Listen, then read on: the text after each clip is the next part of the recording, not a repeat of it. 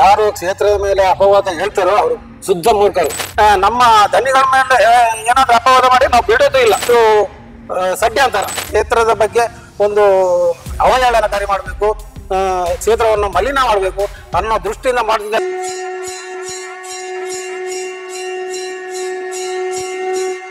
Sir ನಮಸ್ಕಾರ. ನಮಸ್ತೆ. ನೀಲಕಂಠ ಶೆಟ್ಟಿ ಅಂತ. ಎಷ್ಟು ವರ್ಷದಿಂದ ಇಲ್ಲಿ ಕೆಲಸ? ನಾನು ಸುಮಾರು ಒಂದು 25-30 ವರ್ಷದಿಂದ ಆಟೋದಲ್ಲಿ ಆಟೋ ಮತ್ತೆ ಅಂಗಡಿಯಲ್ಲಿ, ಕೆಲವು ಸಂಘ ಸಂಸ್ಥೆಯಲ್ಲಿ ಎಲ್ಲ ಇದ್ರಲ್ಲಿ. ಸರ್ ನಮ್ದು ವರ್ಷ ಸರ್. ಹೇಳಿ. ಎಷ್ಟು ವರ್ಷದಿಂದ ಇಲ್ಲಿ? ನಾನು ಧರ್ಮಸ್ಥಳದಿಂದ 35 ವರ್ಷ ಆಯ್ತು ಇಲ್ಲಿ ಬಂದು. 35 ವರ್ಷದಿಂದ ತಾವು ಕ್ಷೇತ್ರಕ್ಕೆ ಬರ್ತಾ ಇದ್ದೀವಿ.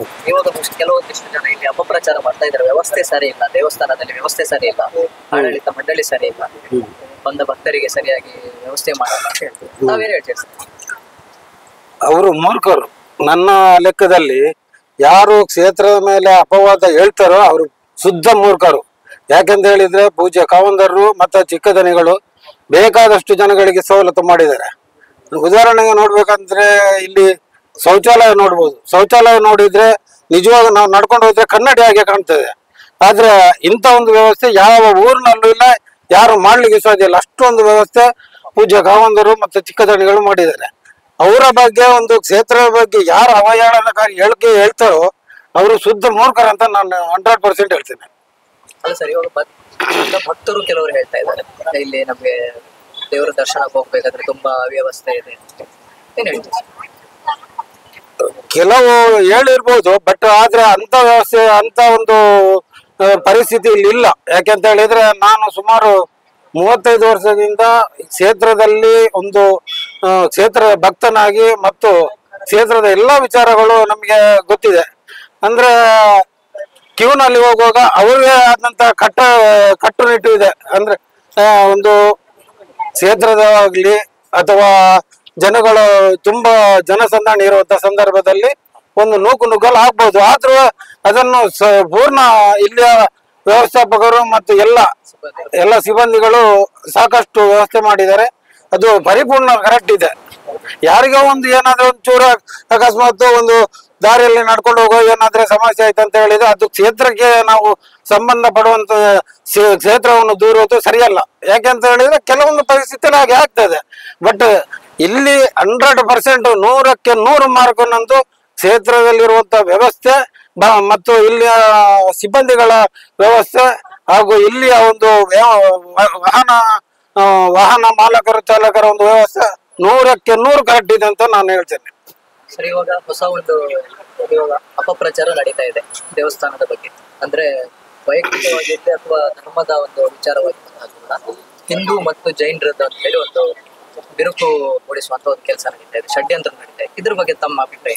ಹೌದು ಸರ್. ಈಗ ಜೈನರು ಅಂತ ಹೇಳಿದ್ರೆ ಯಾರು? ಅವರು ಹಿಂದೂ ಅಂತ ಹೇಳಿದ್ರೆ ಯಾರು? ಅವರು ಹಿಂದುವೆ. ಅವರನ್ನು ಇದಲ್ಲ, ಎಲ್ರು ಹಿಂದೂಗಳು ಅಂತ ಒಂದು ಆ ರೀತಿ ಚಿಕ್ಕ ದನಿಗಳಾಗ್ಲಿ ದೊಡ್ಡ ದನಿಗಳಾಗ್ಲಿ ಇದನ್ನು ನೋಡ್ಲಿಲ್ಲ. ಯಾಕೆ ನಮ್ದು ಜೈನರದ ದೇವಸ್ಥಾನ, ಹಿಂದೂಗಳದ್ದು ದೇವಸ್ಥಾನ ಅಲ್ಲ ಅಂತ ನೋಡ್ಲಿಲ್ಲ. ಅದೇ ರೀತಿ ನಮ್ಗೆ ಪೂರ್ಣ ಸಹಕಾರ ಕೊಡ್ತಾರೆ. ಮತ್ತೆ ಕ್ಷೇತ್ರದಲ್ಲಿ ಬಂದಂತ ಭಕ್ತರಿಗೆ ಯಾವುದೇ ರೀತಿಯ ಒಂದು ತೊಂದರೆ ಆಗದಾಗೆ ಅಚ್ಚುಕಟ್ಟಾಗಿ ವ್ಯವಸ್ಥೆ ಮಾಡ್ತಾರೆ. ಯಾರೋ ಒಬ್ಬ ಅಲ್ಲಿ ಟಿವಿ ಮುಂದೆ ನಿಂತ್ಕೊಂಡು ಅವ್ರು ಹಾಗೆ ಮಾಡಿದ್ರು ಹೀಗೆ ಮಾಡಿದ್ರು ಅವ ಬಂದು ನೋಡಿದನ? ಅವ ನೋಡ್ಲಿಲ್ಲ. ಅವ ಅಲ್ಲಿ ಯಾರು ಸ್ಟುಡಿಯೋದಲ್ಲಿ ಕೂತಿಗೆ ಹೇಳುದು. ಆಕ್ಚುಲಿ ಇಲ್ಲಿ ಇರುವಂತ ನಮ್ಗೆ, ನಾವು ಊರಿನವರು ಇದ್ದೇವೆ, ಕ್ಷೇತ್ರದಲ್ಲಿ ಯಾವ ರೀತಿ ವ್ಯವಸ್ಥೆಗಳು ನಡ್ತವೆ ಅಂತ ನಮಗೆ ಗೊತ್ತುಂಟು. ಹಾಗೆ ಮೂರ್ನಾವನ ಕೈಲಿ ಕೇಳಿ ಧರ್ಮಸ್ಥಳಕ್ಕೆ ಮಾರ್ಕು ಕೊಡುವಂತ ವ್ಯವಸ್ಥೆ ಯಾರ್ದು ಬೇಡ. ಅಂದ್ರೆ ಇಲ್ಲಿ ಅವರು ಇದ್ದೇವೆ, ಇಲ್ಲಿ ಅವರು ಕ್ಷೇತ್ರದಲ್ಲಿ ಯಾವ ರೀತಿ ನಡೀತದೆ ಅಂತ ನಮಗೆ ಗೊತ್ತುಂಟು.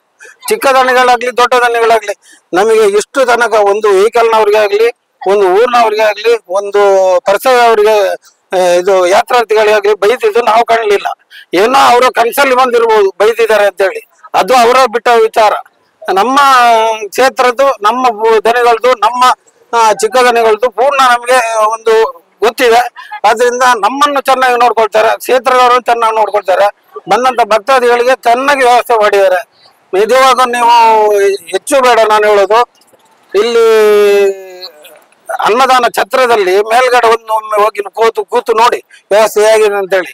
ಅಂತ ಒಂದು ವ್ಯವಸ್ಥೆ ಇಡೀ ಎಲ್ಲೂ ಇಲ್ಲ. ಅಂದ್ರೆ ನಾವು ಊಟಕ್ಕೆ ಈಗ ಕೂತ್ರೆ ಯಾವ ಡಿಸ್ಟೆನ್ಸ್ ಅಲ್ಲಿ ಬರ್ತದೆ ಅಷ್ಟು ಪರ್ಫೆಕ್ಟ್ಲಿ ಮಾಡಿದ್ದಾರೆ. ಅದೇ ಬೇರೆ ಕಡೆ ಎಲ್ಲಿ ಇದೆ ಅದು? ನೀವು ಹೇಳಿ, ಬೇರೆ ಎಲ್ಲಾದ್ರೂ ಇದೆಯಾ? ಯಾರ ಮಾಧ್ಯಮದ ಮುಖಾಂತರ ನಿಂತು ಅವ್ರು ಹಾಗೆ ಮಾಡಿದ್ರು ಇವ್ರು ಹೀಗೆ ಮಾಡಿದ್ರು, ಅದಕ್ಕೆ ನಾವು ಲೆಕ್ಕವೇ ಆಗೋದಿಲ್ಲ. ಮತ್ತೆ ನಮ್ಮ ದನಿಗಳ ಮೇಲೆ ಏನಾದ್ರೂ ಅಪವಾದ ಮಾಡಿ ನಾವು ಬಿಡೋದು ಇಲ್ಲ. ಇಷ್ಟು ತನಕ ಬಿಟ್ಟದ್ದೇ ಜಾಸ್ತಿ ಆಯ್ತು. ಇನ್ನೊಂದ್ರೆ 100ಕ್ಕೆ 100 ನಾವು ಬಿಡ್ಲಿಕ್ಕೆ ರೆಡಿ ಇಲ್ಲ. ಏನಾದ್ರೂ ಪರವಾಗಿಲ್ಲ. ತಪ್ಪು ಮಾಡಿದ್ದಾರೆ ಯಾರು ಅಂತ ಹೇಳಿ ಆ ದೇವ್ರು ಇದ್ದಾರೆ, ಅವರು ಶಿಕ್ಷೆ ಕೊಡ್ತಾರೆ. ಮಂಜುನಾಥ ಸ್ವಾಮಿ ಇದ್ದಾರೆ, ಅಣ್ಣಮ್ಮ ಸ್ವಾಮಿ ಇದ್ದಾರೆ, ಅವರು ಪೂರ್ಣ ನಮ್ಗೆ ಬೆನ್ನೆಲುಬಾಗಿ ನಿಂತಿದ್ದಾರೆ. ಆದ್ರಿಂದ ಅವ್ರು ನೋಡ್ತಾರೆ.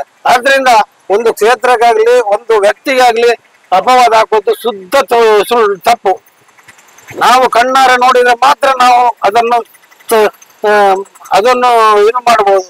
ಕಣ್ಣಾರೆ ನೋಡದೆ ಯಾರ್ಯಾರೋ ಯಾವನವನೋ ಟಿವಿಯಲ್ಲಿ ನಿಂತ್ಕೊಂಡು ಅಲ್ಲಿ ಹಾಗೆ ಆಯ್ತು, ಇಲ್ಲಿ ಹಾಗೆ ಆಯ್ತು, ಎಲ್ಲಿ ಹಾಗೆ ಆಯ್ತು, ಇಲ್ಲಿ ನೋಡಿದವ್ರು ಯಾರು?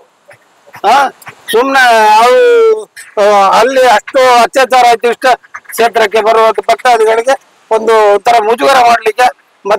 ಮತ್ತೆ ಇನ್ನೊಂದಂತ ಹೇಳಿದ್ರೆ ನಾನು ಹೇಳ್ಬೇಕಂದ್ರೆ ಇದು ಷಡ್ಯಂತರ ಯಾವ ರೀತಿ ಅಂತ ಹೇಳಿದ್ರೆ ಕ್ಷೇತ್ರದ ಬಗ್ಗೆ ಒಂದು ಅವಹೇಳನಕಾರಿ ಮಾಡ್ಬೇಕು, ಕ್ಷೇತ್ರವನ್ನು ಮಲಿನ ಮಾಡ್ಬೇಕು ಅನ್ನೋ ದೃಷ್ಟಿಯಿಂದ ಮಾಡ್ತಿದ್ದಾರೆ ಹೊರತು ಇದು ವ್ಯಕ್ತಿಗತ ಸೌಜನ್ಯನ ಪ್ರಕರಣ ಆಗ್ಲಿ ಅಥವಾ ಬೇರೆ ಪ್ರಕರಣ ಆಗ್ಲಿ ಅದು ಖಂಡಿತ ಅಲ್ಲ. ಇದು ಅಂದ್ರೆ ಇಲ್ಲಿ ಬರುವಂತ ಒಂದು ವ್ಯವಸ್ಥೆಗಳು ಅದೆಲ್ಲ ಕುಂಠಿತ ಆಗ್ಬೇಕನ್ನೋ ದೃಷ್ಟಿಯಿಂದ ಇದು 100ಕ್ಕೆ 100 ಒಂದು ಷಡ್ಯಂತರವೇ ನಾನು ಹೇಳ್ತೇನೆ.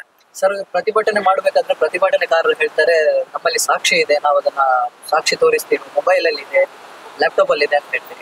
ಏನ್ ಹೇಳ್ತೀವಿ ಸರ್? ಮೊಬೈಲ್ ಇದೆ, ಲ್ಯಾಪ್ಟಾಪ್ ಅಲ್ಲಿ ಇದೆ ಹೇಳ್ತಾರಲ್ಲ, ಇವ್ರು ನೋಡದೆ ಒಬ್ಬರನ್ನ ಅಪಪ್ರಚಾರ ಮಾಡಿದ ಸರಿಯಾ? ನೀವ್ ಹೇಳಿ, ಮಾಧ್ಯಮದವರು ಹೇಳಿ. ಈಗ ಅವರು ಹಾಗೆ ಮಾಡಿದ್ರು ಇವ್ರೇ ಹಾಗೆ ಮಾಡಿದ್ರು ಅಂತ ಹೇಳಿ ಅದಕ್ಕೆ ಅರ್ಥ ಉಂಟಾ? ಅಂದ್ರೆ ಮೊಬೈಲ್ ಅಲ್ಲಿ ಯಾವ್ದಾವ್ದು ತೆಗಿಲಿಕ್ಕೆ ಆಗ್ತದೆ. ಯಾವಾಗ್ಲೂ ಆಗಿದ್ದು ಯಾವಾಗ್ಲೂ ತೆಗಿಲಿಕ್ಕೆ ವ್ಯವಸ್ಥೆಗಳು ಉಂಟು. ಯಾಕೆಂತ ಹೇಳಿದ್ರೆ ಇಲ್ಲಿ ಆದ ವಿಷಯ ನಮಗೆ ಗೊತ್ತಿದೆ. ಕ್ಷೇತ್ರದಲ್ಲಿ ಎಷ್ಟು ವ್ಯವಸ್ಥೆಗಳಿದ್ದಾವೆ, ಯಾವ ರೀತಿ ನಮ್ಮನ್ನು ನೋಡ್ತಾರೆ, ಯಾವ ರೀತಿ ಭಕ್ತಾದಿಗಳನ್ನು ನೋಡ್ತಾರೆ ಅಂತ ಹೇಳಿ ನಮಗೂ ಗೊತ್ತಿದೆ. ಬೇರೆಯವ್ರ ಕೈಯಲ್ಲಿ ನಾವು ಪಾಠ ಕೇಳುವಂತ ವ್ಯವಸ್ಥೆಯೂ ಇಲ್ಲ. ಅಂದ್ರೆ ಇಲ್ಲಿ ನಾವು 100ಕ್ಕೆ 100 ಪೂಜ್ಯ ಕಾವಂತರ ಒಟ್ಟಿಗೆ ಇದ್ದೇವೆ, ಅವರ ಒಟ್ಟಿಗೆ ಇರ್ತೇವೆ, ಚಿಕ್ಕದಣಿಗಳ ಒಟ್ಟಿಗೆ ಇರ್ತೇವೆ. ನಾವು ಪೂಜ್ಯರ ಕುಟುಂಬದವರ ಒಟ್ಟಿಗೆ ನಾವೆಲ್ಲರೂ ಪೂರ್ಣ ಸಹಕಾರವಾಗಿ ಇರ್ತೇವೆ.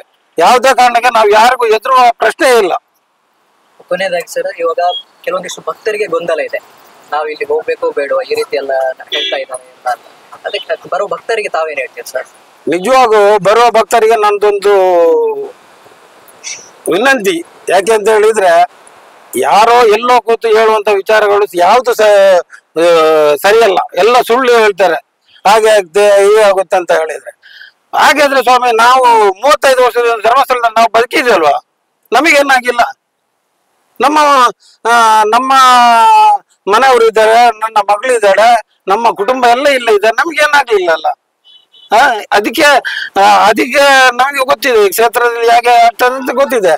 ಅದು ಯಾರೋ ಒಬ್ಬ ಹೇಳಿದೆ ಅಂತ ಹೇಳಿ ಅದನ್ನು ನಾವು ಕನ್ಸಲ್ಟ್ ಮಾಡ್ಲಿಕ್ಕೆ ಸಾಧ್ಯವೇ ಇಲ್ಲ. ಬರೋ ಭಕ್ತರಿಗೆ ಏನ್ ಹೇಳ್ತೀವಿ? ನಿಜವಾಗ್ಲೂ ಬರೋ ಖಂಡಿತ ಭಕ್ತರಿಗೆ ಏನಂತಂದು ವಿನಂತಿ, ಯಾವುದೇ ಕಾರಣಕ್ಕೂ ಗೊಂದಲ ಮಾಡಬೇಡಿ. ಇದು ಅವರು ಹೇಳುವಂತ ವಿಚಾರಗಳೆಲ್ಲ ಶುದ್ಧ ಸುಳ್ಳು. ಕ್ಷೇತ್ರದಲ್ಲಿ ಅಂತ ವ್ಯವಸ್ಥೆಗಳು ಯಾವುದು ಅಂತ ರೀತಿ ಆ ರೀತಿ ಯಾವ್ದು ಆಗ್ಲಿಲ್ಲ.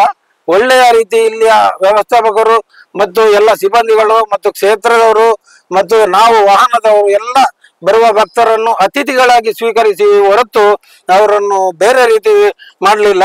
ಅದರಿಂದ ನೀವು ಬರುವಂತ ಭಕ್ತರು ಇನ್ನಷ್ಟು ಕ್ಷೇತ್ರಕ್ಕೆ ಬಂದು ಸ್ವಾಮಿ ದರ್ಶನ ಮಾಡಿ ಒಳ್ಳೆಯ ರೀತಿಯಲ್ಲಿ ಹೋಗಿ ಅಂತೇಳಿ ನಾನು ಎಲ್ಲ ಭಕ್ತರಿಗೂ ನಾನು ಕ್ಷೇತ್ರ ಪರವಾಗಿ ನಮ್ಮ ಕನ್ಯಾಡಿ ನಾನಿರೋದು ರಾಮ ಮಂದಿರದ ಬಳಿ ಅಲ್ಲಿ ಇರೋದು ನನ್ನ ಮನೆ. ಅಂದ್ರೆ ನಾನು ಡೈಲಿ ಹೋಗಿ ಬರ್ತೇನೆ. ಕ್ಷೇತ್ರದ ಪೂರ್ಣ ವಿಚಾರಗಳು ನಮಗೆ ಗೊತ್ತಿದೆ. ಕ್ಷೇತ್ರದಲ್ಲಿ ಯಾರ್ಯಾರು ಯಾವ್ಯಾವ ರೀತಿ ಅಂತ ಹೇಳಿ ಗೊತ್ತಿದೆ. ಎಂತ ಗೊಂದಲಗಳು ಯಾವ್ದು ನಡೀಲಿಲ್ಲ. ಯಾರು ಇದಕ್ಕೆ ಆತಂಕ ಪಡುವ ಅಗತ್ಯವೇ ಇಲ್ಲ. ಟಿವಿ ವಿಕ್ರಮ, ದೇಶ ನಿಮ್ಮ ಕೈಯಲ್ಲಿ. ಈ ಕಾರ್ಯಕ್ರಮ ನಿಮಗೆ ಇಷ್ಟ ಆಗಿದ್ದಲ್ಲಿ ಲೈಕ್, ಶೇರ್ ಹಾಗೂ ಕಮೆಂಟ್ ಮಾಡಿ. ಟಿವಿ ವಿಕ್ರಮದ ಕಾರ್ಯಕ್ರಮಗಳನ್ನು ನಿರಂತರವಾಗಿ ವೀಕ್ಷಿಸಲು ಸಬ್ಸ್ಕ್ರೈಬ್ ಮಾಡಿ, ಬೆಲ್ ಐಕನ್ ಒತ್ತಿ.